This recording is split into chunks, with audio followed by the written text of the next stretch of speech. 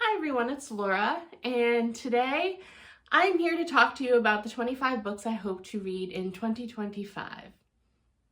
So I figured I'd be in a more festive location today, and I was hoping to get some of the natural light, but of course I should have known better for being winter in New Hampshire, and it's 4 p.m. and the sun is gone. So that's my bad. But anyway, first I want to actually start by having some honorable mentions. Initially, when I made this list, these 3 books were on it, but since I'm currently looking into other options for my audiobooks, and I have gotten my library card and set up my account with Libby and Hoopla, these are actually available right now. So as I work for the rest of the month, I fully expect to get these books finished actually before 2025. The first is Daughter of the Moon Goddess. This was basically put on the list because I've had this book for ages. When I first started this channel and I did a video about my crazy physical TBR, I had held up a paperback copy of this because I didn't even realize myself that I owned both a hardback and a paperback copy of this book. I also own the sequel. So that was 3 books taking up space that I don't even know if I like. So I was eager to read this in 2025, but again, it should happen by the end of the year. Next is Caraval, because I've heard lots of things about this series. It seems to be a beloved series. I own the 3 books. I know this year Spectacular came out, and that was a kind of special extra bonus story for the holiday season. And then I believe there's a follow-up series, I think the Once Upon a Broken Heart or something that kind of takes place after this. So I just really wanted to dive into Stephanie Garber. Again, I'm excited that I have the audiobook to listen to. Next was The Invisible Life of Addie LaRue. I've heard a lot of things about this. I know V.E. Schwab is a well-known author, but I'll be honest, A Darker Shade of Magic, all of those books don't really interest me, and neither does Vicious and Vengeful, I believe. So I wanted to give her a try, but this is the only book that sounded kind of interesting to me. So I was eager to try this and know whether or not I like her writing.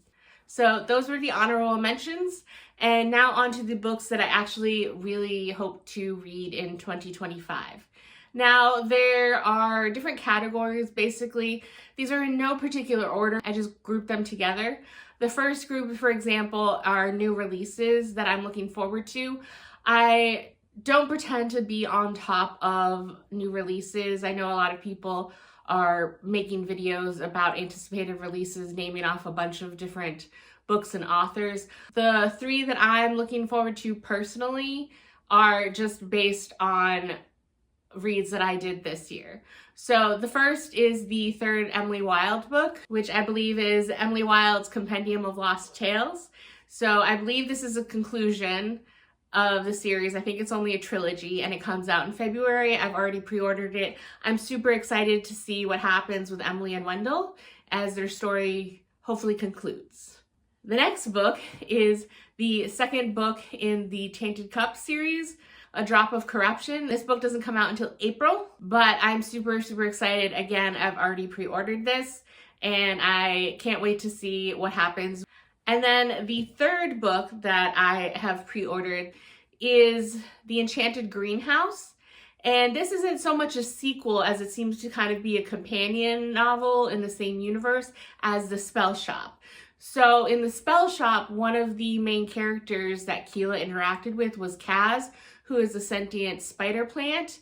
And this is the book that follows the woman or librarian that brought him to life as a sentient spider plant. So in the same universe, but I don't know if we will see Keela or Kaz, but I really liked The Spell Shop. It was very cozy and whimsical. And so I'm eager to see more of this world and experience another story in this universe. This book comes out in July.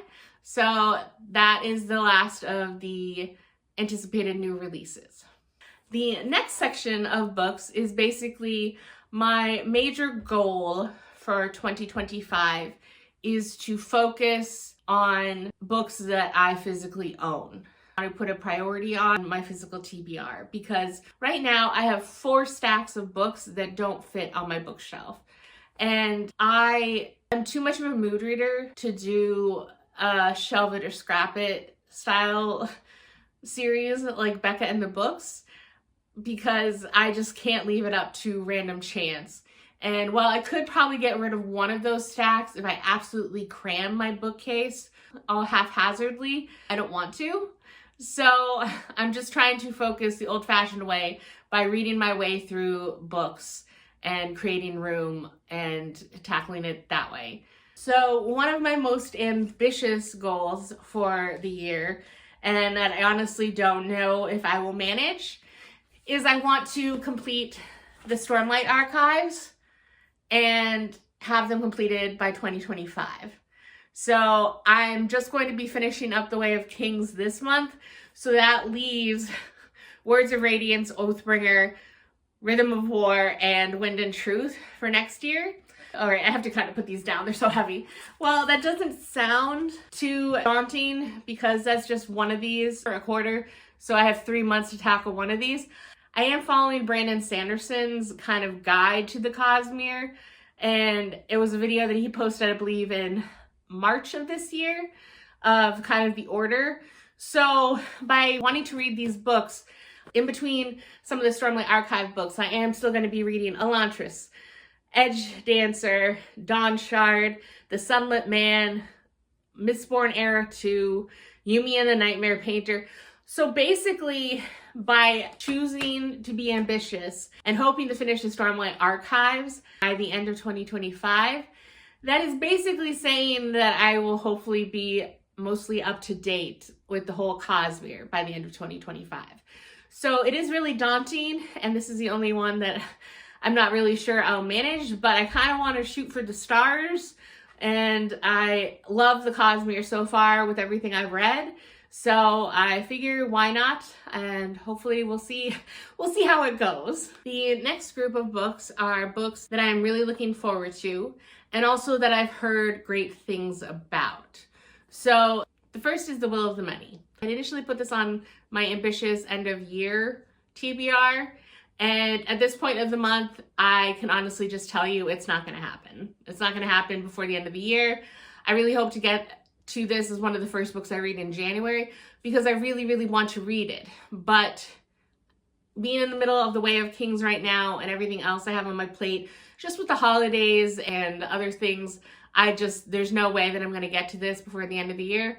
I'm super, super excited. So definitely very, very high priority. The next is The House in the Cerulean Sea. I've been hearing about this book in TJ Klune's writing for a long time. At this point, I own 3 of his books, and I haven't read anything that he's written. So I'm just eager to finally start reading some of his works, and this seems just so sweet and cozy, and so I'm very eager to hopefully accomplish that in 2025. Now, Robert Jordan, The Wheel of Time, George R.R. Martin and The Song of Ice and Fire, Brandon Sanderson and The Cosmere, and then there's Robin Hobb and The Realm of the Elderlings. Robin Hobb is a big name in fantasy, and I really am eager to start my journey with her. I hear nothing but good things, that her writing is really strong, her world is amazing, and I like that at least The Realm of the Elderlings seems to kind of be broken up into trilogies, and sometimes, like Sanderson with Mistborn Era 1 and Mistborn Era 2, you do kind of come back to some characters, as far as I understand. I might be wrong, but I'm really eager to get involved in this world. I was hoping it would happen this year. I just ran out of time. So 2025, I am going to start Robin Hobb. Similarly, if you've been anywhere online, you've heard about Annaline's Green Bone Saga, and I'm very eager to read Jade City. This is the only book I so far own. I know very little about this, but it seems kind of like fantasy world, mafia, something, and I'm not 100% sure that it's going to be for me. It seems to be very beloved in the book community, so I'm eager to give it a try and see if this is for me, and if so, continue the trilogy. And the next book is Just for the Summer by Abby Jimenez. I've only read Part of Your World by her this year, but I really loved that book. But this one obviously was a new release this year and is very beloved by a lot of people. It was one of the finalists for the Goodreads Choice Awards this year, and I'm eager to read it. I know that I already have yours truly to read before I read this, but also I'm hoping to read some of her backlog before I get to this. But if I'm honest, of the books that I really hope to read from her in 2025, it's this one. This one has a plot that sounds very intriguing to me and like something that I would enjoy, and it also has gotten a lot of praise, so that's why I'm putting this one on the list and not any of her other works. But I do want to kind of experience some of her earlier writings before I get to this, because I do know authors grow and get better, and I don't want to necessarily be disappointed when I go back to some of her older works if her writing has improved. So I really hope to get to this, but again, it will hopefully be after reading some of her other books, but this is the highlight from her that I'm looking forward to read. I know she has a new book coming out in 2025. I forget what it's called off the top of my head. I will have it here. But I didn't want to add that to my list yet when I don't honestly know if she's going to be one of my favorite authors yet, and I don't even know what the plot of that is about. So Just for the Summer is going to be on this list. Next is Wisteria. I am very curious how this trilogy is going to finish up, especially since Signa's arc seemed to almost be completed in Foxglove. So I am very curious what I will think of the third book, but I want to read it before I forget too much of what happened in the first two books. These next two books are by the same author, and that is Spinning Silver and Uprooted. And I decided to put these on here mainly because I've heard a lot of things over the years about these two books, and the vast majority seem to be positive. I've heard a few criticisms here or there, but I'm actually eager, and I feel like these would be nice to kind of break up some of the heavier reads I have planned for this year. And I'm very eager to kind of see the takes on kind of fairy tale-esque fantasy books. And I was super excited when I saw these in a used bookstore this year, so I'm eager to read these and see whether or not they're for me. Getting back into reading this year, I have mainly focused on sci-fi and romance because those are the two genres that I am mostly drawn to right now. But I do have interest in reading in other genres. And one of those is sci-fi, which I have liked in the past. I'm just super picky about what I read in sci-fi. So along those lines, the next two books, I'm super excited because I hear nothing but good things. Project Hail Mary by Andy Weir. I'm not really interested at all in The Martian. That doesn't sound like something for me. But this book and this premise sounds fascinating. And I really hope to jumpstart my sci-fi journey again by including this. Also, Dark Matter. I've heard nothing but good things about this book, and the plot seems very similar to Total Recall and seems extremely intriguing. And so I'm super excited to read this one as well. The 7-Year Slip. I've heard mostly good things about this. I've heard a few people didn't like it so much, but a romance that has an element of kind of magic where there's an apartment that is a little time portal where two people meet and fall in love 7 years apart. That sounds very intriguing to me. It's also very short, so I'm really excited to read this. And Circe. Mythology from different cultures has always been very interesting to me, and this is one of the books that I've heard glowing reviews from all across the book community. And so I'm actually extremely curious if I will like this or not. And again, I was super excited when I saw this in a used bookstore. It seemed like a sign that I should pick it up and give it a go. So 2025 will be the year. Now, the next is another book that I've held on my shelves for years and years and years. And I have to admit that I don't know a lot about it, but Murphy Napier always talks about The Lives of Locke-Lamora and how it's one of her favorite books.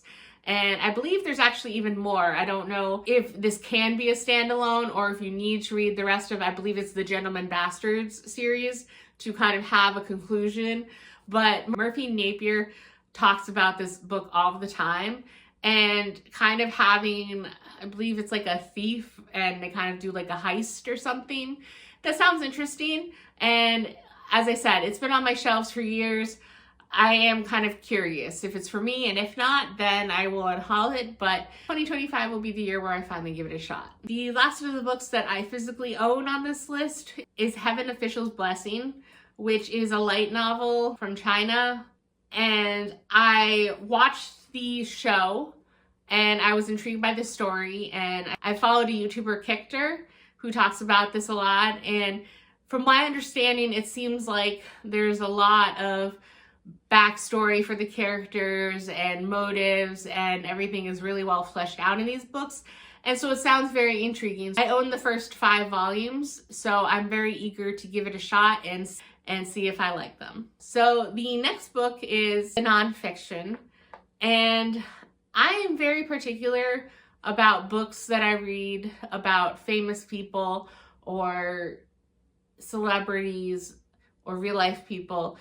I'm not interested in a lot of them, but The Third Gilmore Girl by Kelly Bishop, I love the Gilmore Girls, and I am very eager to read this book. I've heard nothing but good things. Again, it was actually nominated in the Goodreads Choice Award, so I am super excited to read this book in 2025 and see what I think about it. And the next book is Foundryside. I loved The Tainted Cup. I loved the writing, I loved the world building, and to know that the author wrote a trilogy with Foundryside before that was also very well regarded. I'm eager to follow up The Tainted Cup sequel in April, but that leaves plenty of time the rest of the year to explore the backlog for this author. And so I'm very eager to start with Foundryside to see what I think. I did read the synopsis and it sounds very intriguing. The next book is Murder at Spindle House. Andrew Watson is a YouTuber who I first heard about The Tainted Cup from, and almost in the same breath, he recommended Murder at Spindle House. And since then, I've heard a few other YouTubers mention it, so I'm intrigued. So Murder at Spindle House. And lastly is The Sword of Kaigan. Blood Over Brighthaven was my first Emma Wong book, and I was very impressed with how much plot, character development, and substance that they managed to get into one 400-page novel. And again, Sword of Kaigan is a very well-known title in the fantasy community, and so I'm eager to give it a shot and see if I liked it as much as Blood Over Brighthaven. And the synopsis just sounds very interesting to me. So those are all the books that I hope to read in 2025. The reasons vary greatly between I just want to see if they've been taking up space on my shelf for too long, to ones that I am so eager to read just because they personally interest me. All of them interest me in some way or another, some more than others, but I am super excited for what 2025 is going to bring me. So that is it for this video, and I will see you in the next one. Bye!